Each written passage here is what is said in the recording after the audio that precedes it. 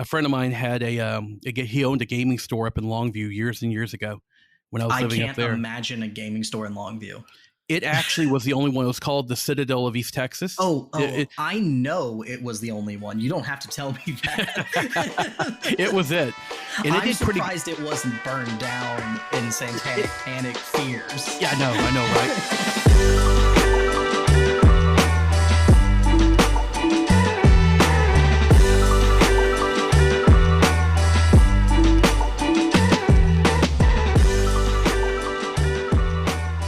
What y'all got going on this weekend?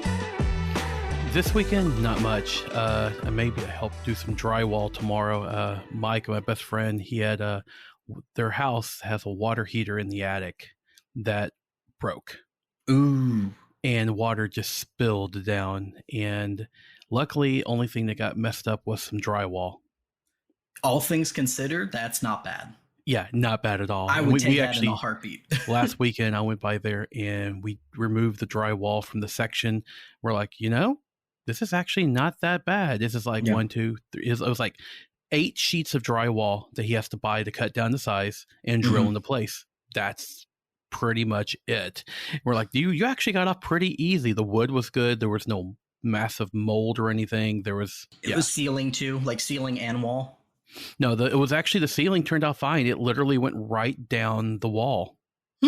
Wow. So we actually looked for mold or anything in the ceiling, and we're like, okay, the ceiling looks good. Yeah. Wow. You got lucky. Yeah. Yeah, I remember Mike though.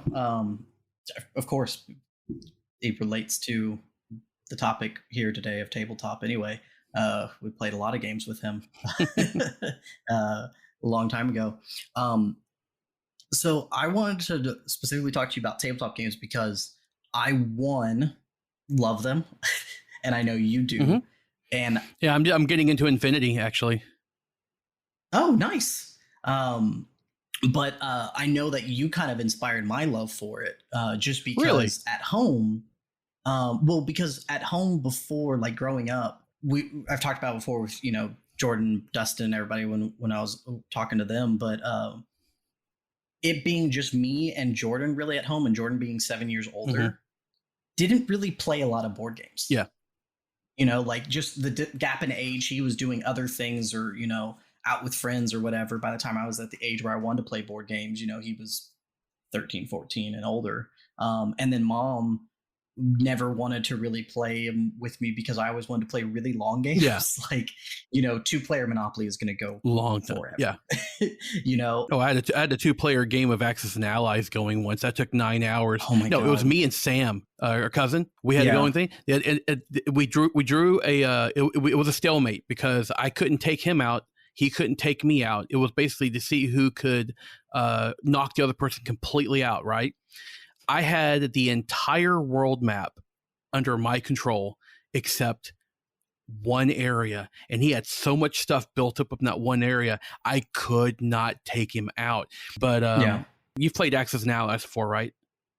It's World War II? Long ago with you. Okay. I've played like Risk since then, which is like a smaller version, a little bit more players. Axis and Allies was Risk on steroids is what it is. Yeah.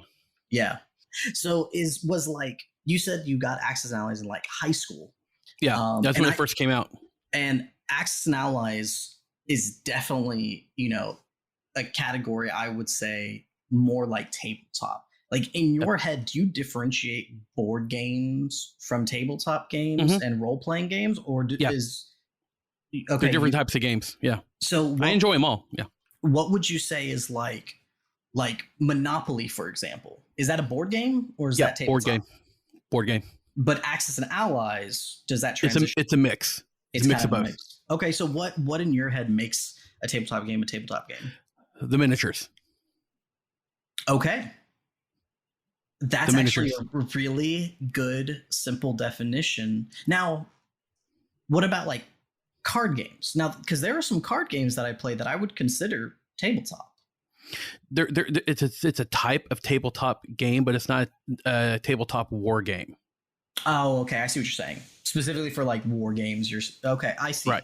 Yeah. That's kind of how I took it too. Like in my head, I think of like tabletop games as being kind of like the next step up from board game. we grow up playing like Monopoly and Scrabble and Clue and, those like basic family type games. But then when you take it to the next level, and it's like, instead of playing Monopoly, like I have friends who play what they call Riskopoly, which is where you put a Risk board next to a Monopoly board and you cross over between owning properties and like. Okay, that sounds quite interesting, actually. They take it to another level. Oh, yeah. Because they play with Middle Earth Risk and Middle Earth Monopoly. Oh, that does sound interesting. So now they're playing like, yes, you have conquered the Shire, but these are the 3 properties within the Shire. Oh, like, geez. So there's like, you can look it up, Riskopoly. Like, there's whole rule sets like online and stuff. But yeah, I'm gonna have to look that up. That actually sounds interesting. Yeah. It's always felt like they tell me about it, I'm like, that sounds fascinating and terrifying all at the same time, because I am not good at war type strategy games. That is not my niche at all. So we started with Axis Allies High School. Go further back, because I'm curious, because all of our loves started with board games, like, because more advanced ones didn't exist. And I'm curious, so because like I said, with me, Jordan, and Mom, it wasn't a big thing. We had them and we played them occasionally, but you were there when like everyone's younger and there's more people in the house. You got Dad, Mom, Dustin, you, Jordan's like me, he's 9 years younger than you, but well, I had gotten into some of the actually I think it was one of the Monopoly games. They had a Star Wars Monopoly where the pewter pieces were Star Wars figurines. Right. They had like Darth Vader, Leia, Luke, Boba Fett, Han Solo, R2-D2. You had all these little pewter miniatures. They were probably they weren't like 28 millimeter scale. They were probably more like 8 to 10 millimeter scale. Real size small. Size of Monopoly pieces, right? And but I painted them to try to make them look like the characters, because I like to do art and paint and draw and everything like that. So I was like, well, let me see if I can paint these. And they turned out pretty good. I was like, these aren't too bad. And I just use basic, cheap Walmart craft paint to do them, nothing special.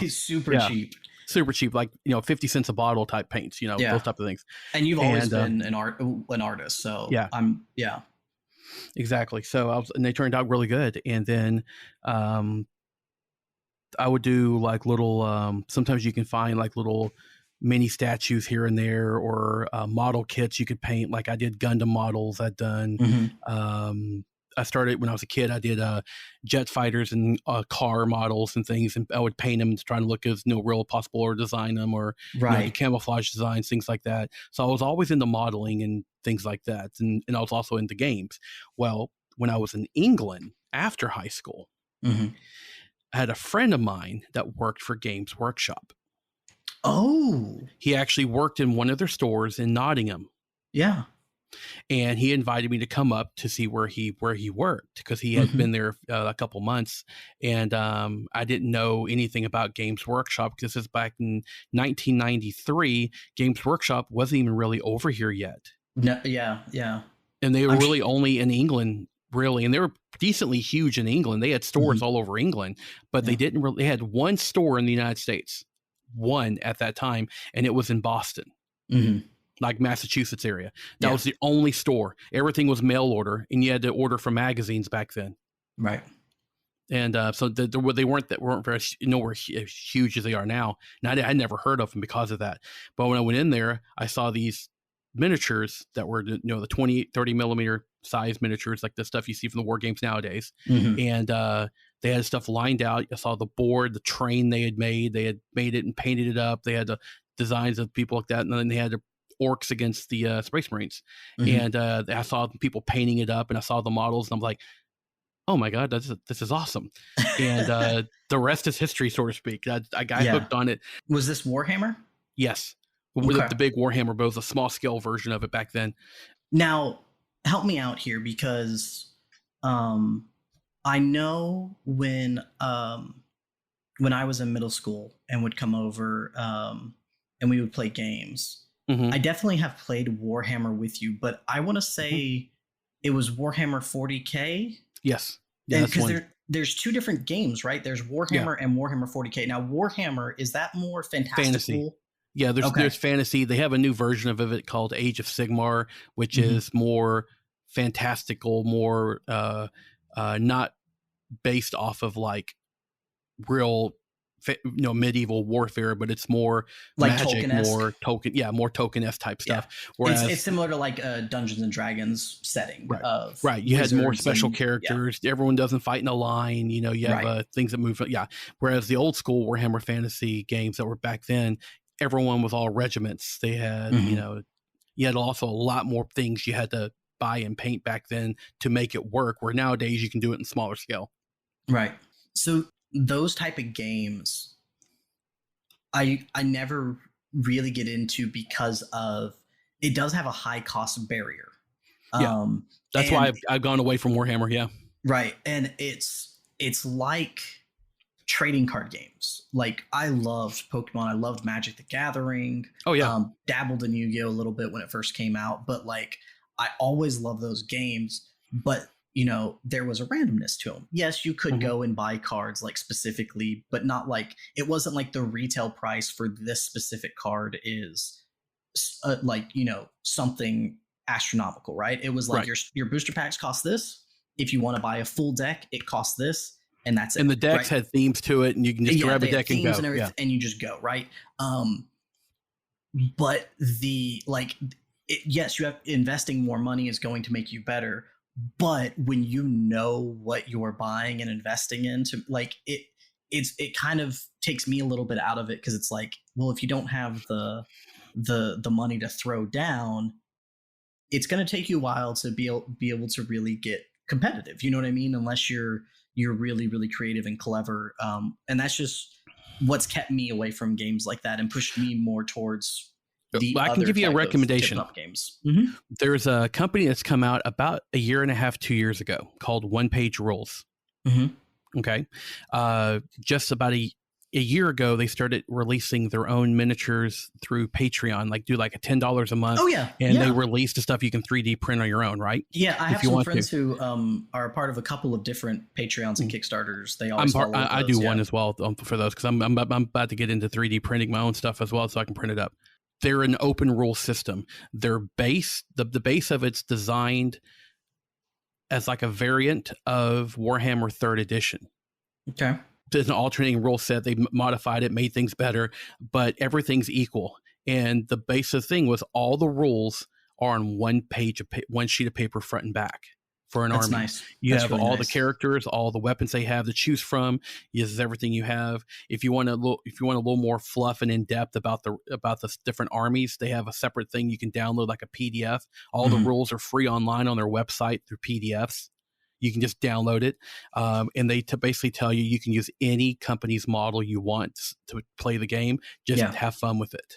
Yeah, there's a lot of that in the Dungeons and Dragons worlds. I mean, even so, like that's what I play pretty regularly. I try to play at least once a week lately. My group just hasn't been able to because of me working for a school district and running AV, and it's the end of the year, and so there's like events every day. It's been chaos. But I've heard people tell me like, oh yeah, I know like companies who take like 5e rules, D&D 5e, and will make little like games so that are just one sheet, but it's still just the same idea of like, we're gonna run through them, and you just fall back on, we kind of all know the general rule set of the game. Here are like the tweaks and that simplify it more so we can play the One Page Rules game, what I found interesting, they have a version of Warhammer 40K. They have a version of the old school Warhammer Fantasy, the Regiment one. They have a version of a new fantastical like fantasy, which is a new Warhammer Age of Sigmar. They have skirmish games for both, like small unit armies, like a little group of squad here, and they have like 5 or 6 different games they did the rules for that people say, here, have fun with, download, use whatever models you want. If you want to buy models from us, we do a Patreon every month. You can even buy them off of like My Minis Factory for printing your own stuff. You just buy it once, and you can print as many of them as you want off of your own. Yeah. I didn't realize like all that Games Workshop, Warhammer and stuff started with you in England. Mm-hmm. And it's a weird thing when I think about. I had this with Dustin too, like talking to him, and he was like, "Oh yeah, we did all the like." He's talking about all these like sports he played or like championships he won and whatnot and stuff. And I'm sitting here, I'm like, "Oh, he had a lot of them, yeah, yeah." And I'm like, I had no clue at dude. all. His trophy thing in his room was effing. It was amazing. It was just like God. Yeah, and like that's what I was getting from him, and I was just like, "How did I not know this?" And I'm like, "Oh yeah, I'm 14 years younger than you," you know, and like so when I'm thinking about you, and I'm like, okay, so I'm 16 years younger than you, yeah, and maybe 17 even, just because of the way months fall, and I'm like, okay, Brandon left for how long were you in England? 2 years. 2 years. That's about 2 years. Yeah, that's what I thought it was. So you left for 2 years. I remember you coming back. I don't remember you at all before. You come back, and then I'm like, okay, now I kind of got it, but I just have adult Brandon. You know what I mean? Yeah. Like those are the only memories I have. And so I know, like say 5-6 years later, I'm in middle school. You're living in Austin now, pretty close. Yeah, I was always coming in to visit like that, but I wasn't there constantly because I was already out of the house, right? Exactly. And so then, since you lived close, though, like middle school, I would go and stay with you occasionally. Occasionally, and that's kind of where our relationship formed. And we played a lot of like tabletop games and video games and whatnot, and just board games, chess, watch movies and whatnot. Just did family things, right? So the games that I remember there, really, like I remember like the things you mentioned, 40K, Axis and Allies. They kind of came out occasionally. The heavy hitters, the ones that like left a lasting impression, and I have no clue how much we even played these, but they just stayed with me for years. Mm-hmm. Lunch Money. Yep. The other really big one was Munchkin. I still have Munchkins. Yeah. We still have Munchkin 2s. So Munchkin became the bridge for Rachel and her families. Like really? They had board games and stuff, growing up, but they had like the generic kind of family board games. Yeah, we have a Harry Potter Munchkin now. Yes, I've got the same one. I think we have like 13 different or 14 different Munchkins. Like we have the collector's box that just to hold all your decks and expansions in, plus extra expansions. Nice. Yeah. Because so that became the bridge from them playing like family board games going into the realm of tabletop. Because it was something I could start with of like a simple, hey, we just draw cards and you're a person. Some cards have weapons. Your person has 2 hands, so you can only hold 2 hands worth of weapons unless you get a card or an item that tells you differently. You just, whatever's in front of you, your character's holding. That is your gear. Yeah. That's your gear. Every turn, we flip over a door. We kick open a door, and it's either a monster or it's something else. If it's a monster, you fight it. If not, it's basically like you're walking through a dungeon in D&D. Yeah, you're just walking through dungeon D&D, but it's really like simplified and it's goofy and funny. And because they have the different expansions, like they've got a spy one, a superhero one. Like you said, Harry Potter. Now they have Teenage Mutant Ninja Turtles. The Space Munchkin was poking fun at a Warhammer. Yeah, Space one, like, and they all poke fun at a bunch of things, at all of pop culture. And it was like, this is really simple and fun. And it created like a competitiveness. And since Rachel has 2 younger siblings, 4 people is like the perfect size for that game. And that pulled them in. And then from there, when I brought up another game that was a little bit more advanced than a normal like family board game, they're like, oh, okay, let's try it. And that like branched off into this other realm where, it's blown up and now we own like 40 or probably 40 different board games. And like, yeah, we've got Scrabble. Yeah, we've got Monopoly. Yeah, we have Clue. But those aren't the games we really play on a regular basis. We play a lot more games that up until about 5-6 years ago, you had to go to comic book stores to buy. Yeah. But now, Target has an amazing board game selection now. Oh yeah. Oh yeah. Tabletop selection. I mean, like it has exploded over the last half decade, and I love that. Yeah. So what do you remember any other games that like I played with you and Mike and Ari or back I know then? there was a I think you may have played this one with us once or twice.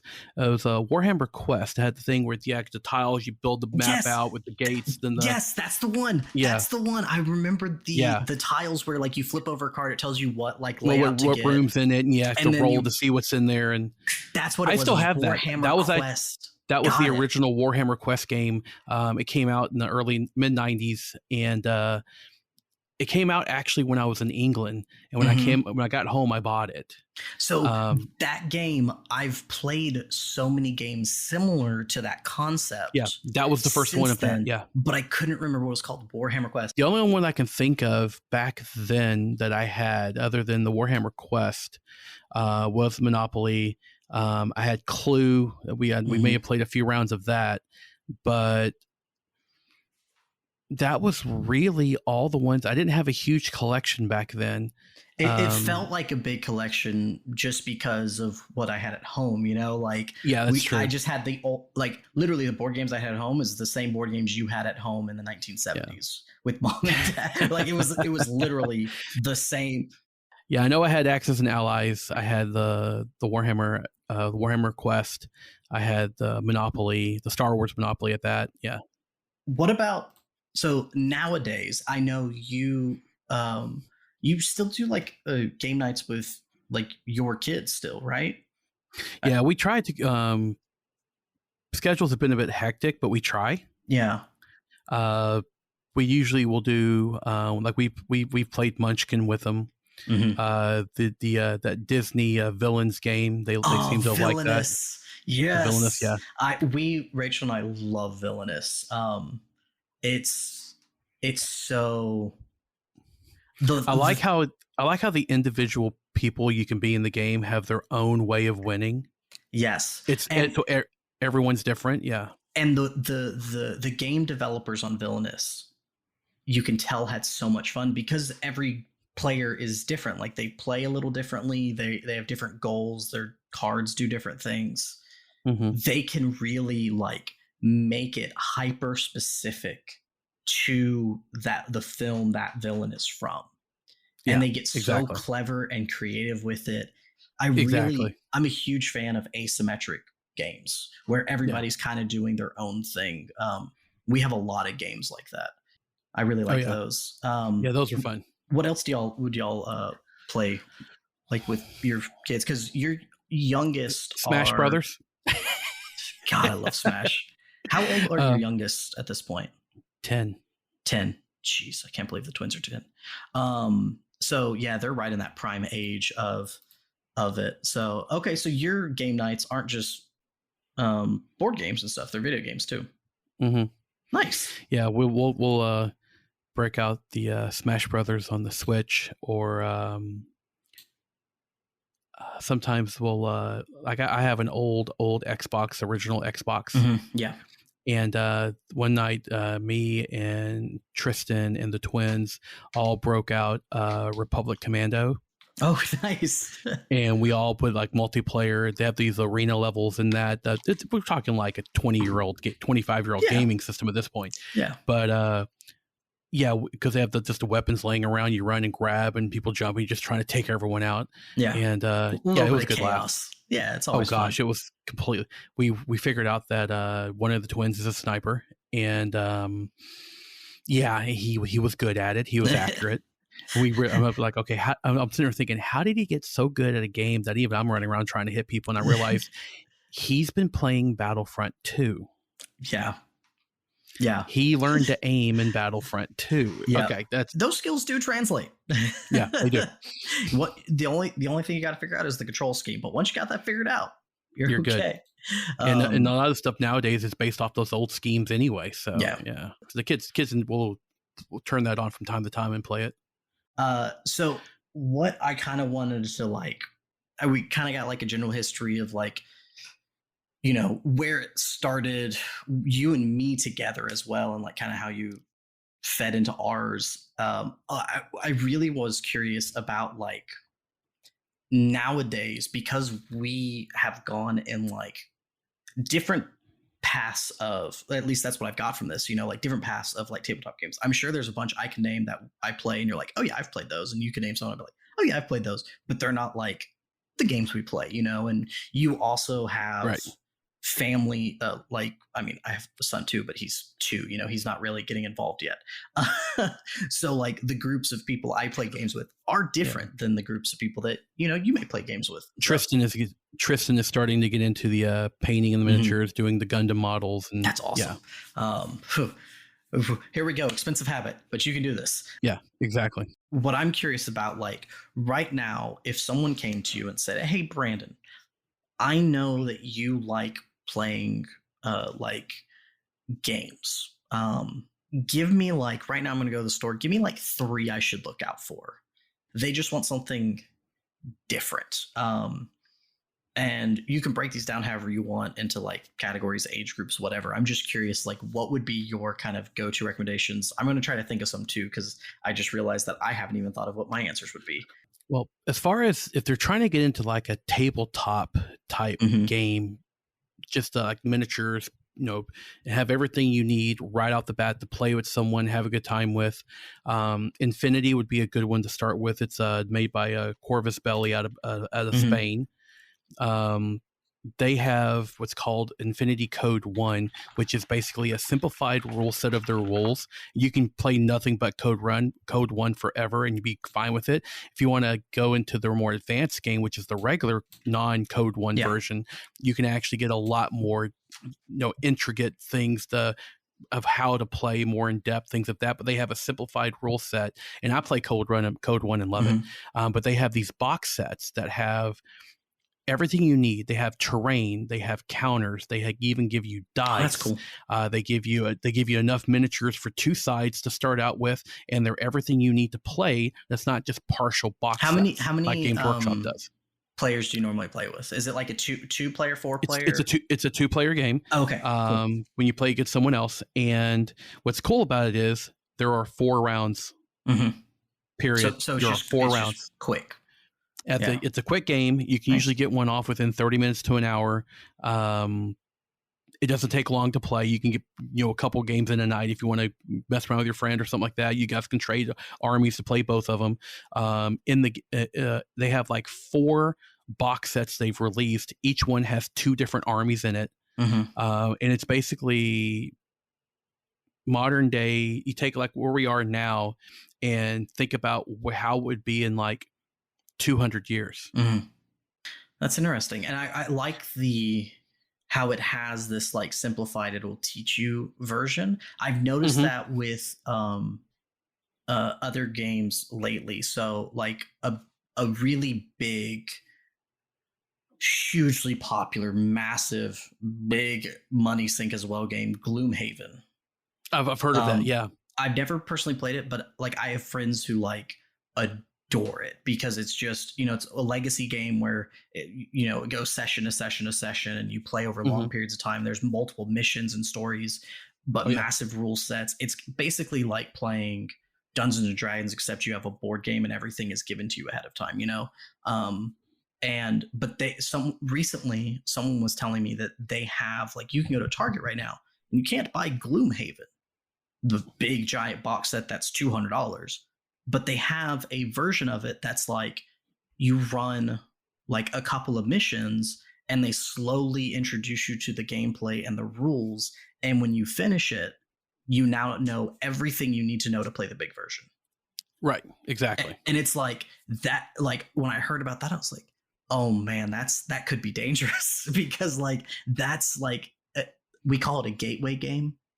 Exactly. That's what Games Workshop has. They have gateway games like a Kill Team, which is skirmish, like a small thing. But you can take your Kill Team things. You have like one squad that you play, and you don't have to spend a fortune on it. It's still expensive because it's Games Workshop, but they have box sets that have like 2 sides and stuff. Or if you have a whole group of friends that are wanting to play, like say another one of their gateway games, Necromunda, which came out when I was younger. When I was right about when I just came back from England, which is like futuristic gang warfare. Everyone has gangers, like you have the different groups, and this one unit, they have like industrial type terrain and stuff.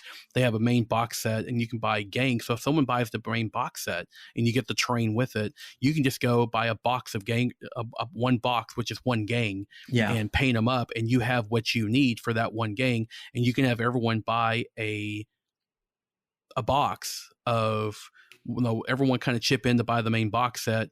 2 people will get the gangs from that. Everyone else grabs their own another box for like $30-$40, and everyone has what they need to play, and you can just have your own tournaments or whatnot and everything like that. Nice. Oh, I recognize this box. Okay, yeah. I didn't recognize the name, but I go in game stores and comic stores. The last one I would recommend, the last one that's actually kind of interesting idea in the game too. It's malifaux. Okay. If you look it up, it's kind of very steampunk, steampunk-esque type look to them. Very, but it is basically, there was a gateway or something that leads to like an alternate version of Earth, and it's like 1920s-esque type time period, 1930s. So you have that kind of that look to it, and the alternate world is different, but there's something over there that is they're trying to get, like a something like you only get from that world that doesn't exist here. That can, like a power source or something, and all the people are going over there trying to get it. You have all these different groups. There's a group that everyone has their little niche, the little thing. One looks like voodoo type, voodoo priest and undead raised, and everything like that.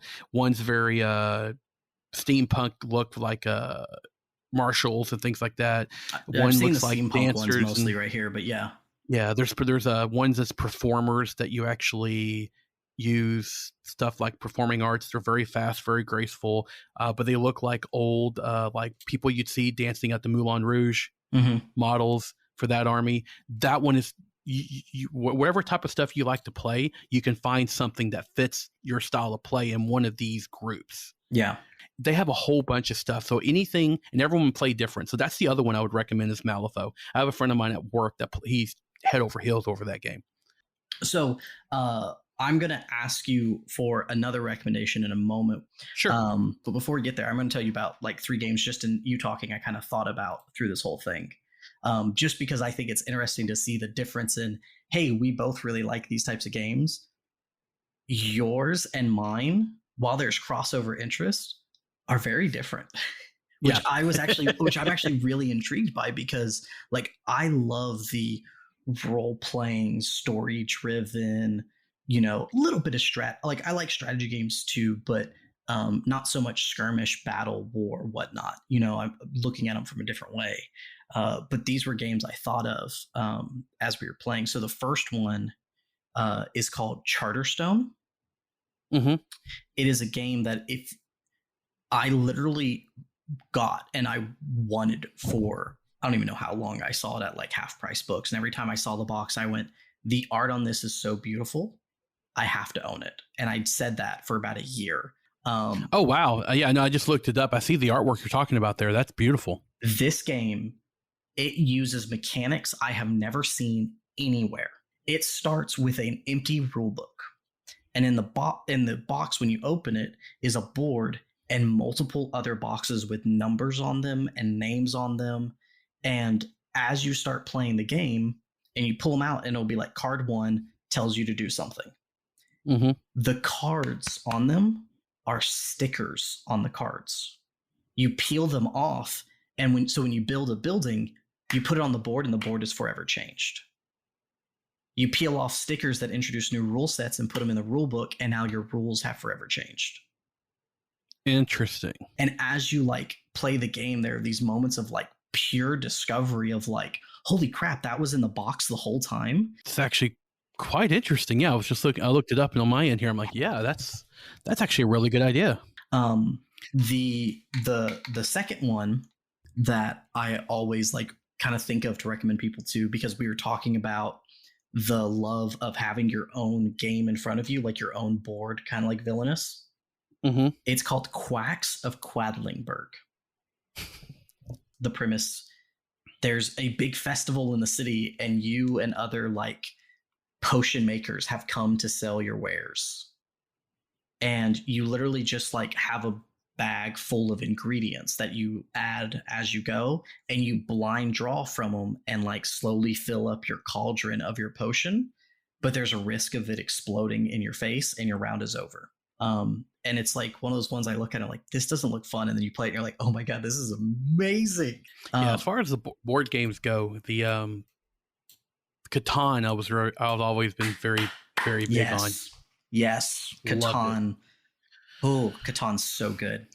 Yeah, we bought a junior version of the Settlers of Catan for kids. Yes, we bought the same one. That's how we started, because we didn't. I didn't know. Remember, I was telling you about Rachel's siblings, and like I was like, full regular Settlers of Catan may just be too much. Yeah, let's try the junior one first. Yeah, Catan was always a favorite. One thing is it's a mixture of, if you like the old Warhammer Quest. Mm-hmm. Okay, there is a game. It's been out there for a little bit, but it's like a cross between the board sections. Like you put the board sections out and build out the map type idea. Mm-hmm. On Star Wars. Ooh. It's called Imperial Assault. Yeah. Okay. Okay. I've seen this one, but I never looked at it. The box set of it on the miniatures actually comes with an ATST. Nice. It has like it's actually one of the things in there. It's got really the cool beast. It's usually about 100 to 120 depending on where you go. It's about an hour to 2 hours to maybe 3 if you guys take your time and have a good laugh with it. But it has those board sections that interconnect, and you can play different rounds, and things might be a little different every time you play. Mm-hmm. But it kind of mixes the two of like a cards and then card game as with the board and the board game sections and miniatures. So it's actually a mixture of all three. So that's actually one. It's done by the same people that did the Star Wars Legion, which is a straight up like Warhammer type game, but it's Star Wars. Yep. And I see that one played in game stores all the time, just walking around. That's my fourth option. If you want to get into miniature gaming and you like Star Wars, go that route. You're not going to go wrong with that one, because they have versions that are Clone Wars and some that are Imperial. There's also a Star Trek version too, if you're more of a Trekkie. Exactly. They do different ones. Exactly. Last one I'll mention here is called The Mind. Have you ever heard of The Mind? I have not heard of that one. I recommend it to everybody. It is incredibly cheap. It's like $11 at Target, $10 off Amazon. It's an incredibly simple game. It is okay. Yes, I see the Target there. It's incredibly simple. It is a deck of cards numbered from 1 to 100. That's it. 1, 2, 3, 4, 5, whatever. You first round, everybody gets one card. Shuffle the cards, deal them out. One card. You have to put them down in numerical order. That's it. Everybody only has one card. You cannot communicate in any way possible. Second round, everybody gets 2 cards. You must put them in numerical order, and you cannot communicate in any way possible. Oh, geez. Your goal, say you're playing with 3 people, is to get through 8 rounds. So by the end, everybody has 8 cards. It is an addiction. And it's just so much fun, because when you have like the moments of like triumph and like close calls, everybody's in on it and like screaming and excited. You have to like calm down and be like, okay, we can't talk. Like, it's like you gotta bring it back down. And it's a game I recommend to just absolutely everybody, because it's just so simple. Cool. But it's so much fun. That actually sounds like one to be fun to play. That's challenging. Oh, it is. It's very challenging, but you get these little victories, these tiny tastes of success that make you want to keep going. Exactly. I may have to grab that one from Target. Yeah, that sounds fun. That one's so good. It's like my go-to like family recommendation game. That, and then of course what we got you for for Christmas and told to keep at Mimi's house just to save your life, which is the throw burrito. Which we got you the massive like inflatable ones. No, the kids go out in the backyard and play that. Yeah, I know. That's why I got it. We got it. I was like, we have to get this, but we have to say it stays at Mom's house because there's like, I don't want that in Brandon's life for him to have to fight against. Just like go in the backyard at Grandma's and just go nuts. Have fun with it. Like, yeah, like oh, yeah, that game's chaotic and fun, but you need space for it. And nothing breakable. Exactly. Like there are settings for that game that I just don't. It's fun though. Yeah, you can't play it anywhere. No. That's fun though. Well, we're getting pretty close to time. I don't know if there was anything else that you had thought of you wanted to bring up, but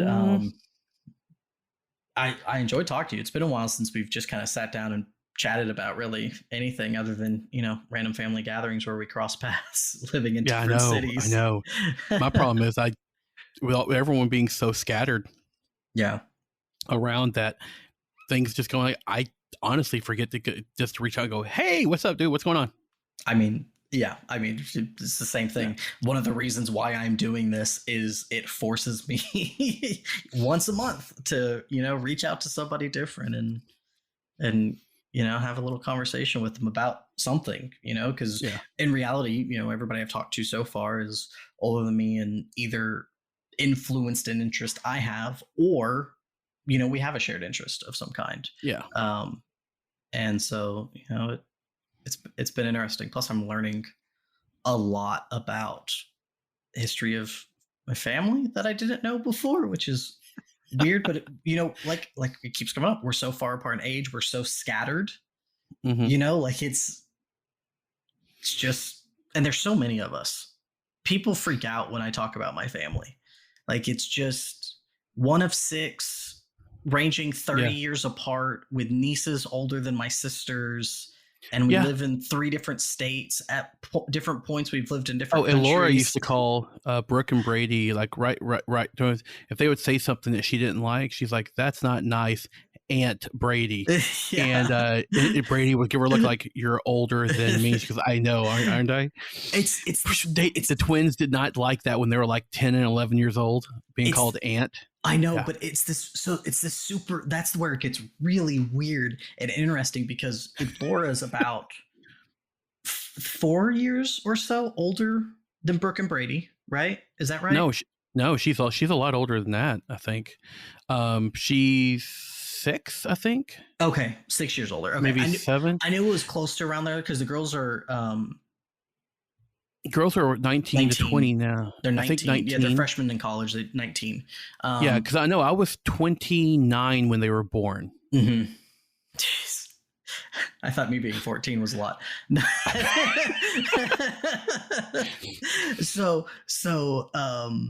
I was almost 30 when they were born. Oh my God. And then Eva, who is Dustin's oldest daughter, who is their niece as well, is only a couple years younger than them. Like they're practically the same age. They were in high school at the same time. You know what I mean? Like, and then Reese is a few years younger than that. It's like, it's such a weird concept when we like.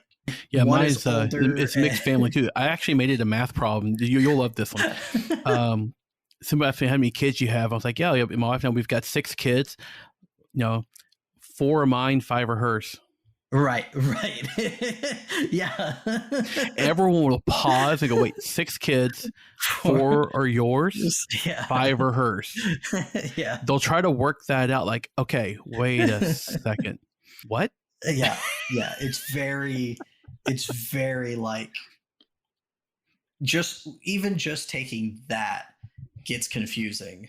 And then you throw in the close relation of nieces and aunts and age, and you're just like, this is just chaotic. And then like I look at, Ezra, who's 2 now, and it's like he's nowhere close to any of his siblings and won't be. I mean, any of his cousins. And he won't be. Yeah, and he won't be because he's just like because the gap in our ages is equating. to the gaps. It makes it an interesting dynamic, right? In cousins' ages, like we have some who are really close and some who are going to be really far apart. Yeah. When my sisters are younger than my oldest, it was. And then I just had this thought, which I had not even realized yet. Your grandkids are the same age as my son. Yeah. But we're brothers. Yeah, exactly.